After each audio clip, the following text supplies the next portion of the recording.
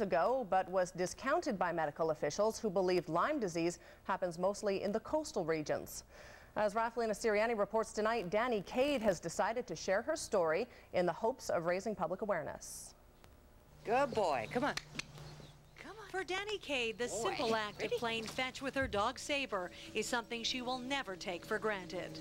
I came down with like a flu, and I just never felt better from there. Just one thing after another. I constantly had ear infections. I constantly had bladder infections. My stomach was upset. I was either constipated or I had diarrhea. Then the vertigo started to kick in. Today, Cade is back to her busy lifestyle, but just a few years ago, her days were spent trying to control debilitating pain. At her worst, she needed the use of a wheelchair, and endless tests, they always came up negative. It got to the point, it was everything I could do to cook a box of Kraft dinner in the kitchen. A good day for me was being able to wash, dry, and put away a load of laundry. Needing the help of prescription painkillers to get her through, Cade began to feel helpless, believing she would never find out what was ailing her. 4 years after her symptoms began, she was finally diagnosed with fibromyalgia, a chronic disorder characterized by muscle pain and fatigue.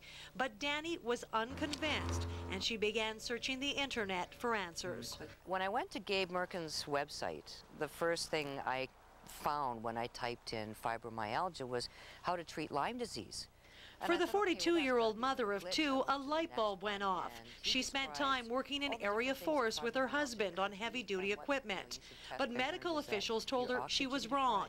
Lyme disease was impossible to contract in the Kamloops area.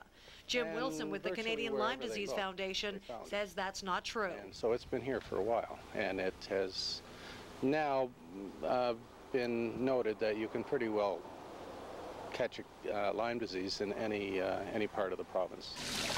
Dannie Cade's road to recovery began with a trip to Hope to consult with a Lyme disease specialist. After an extensive treatment with antibiotics, today she is pain-free and advising people not to give up if they suspect they've contracted the disease. All professions will make mistakes. They might miss the boat somewhere along the way. This is something I would really like physicians to look at seriously. It's here, it's a possibility. And if they can help their patients, please do. This is a really ugly disease to go through. And another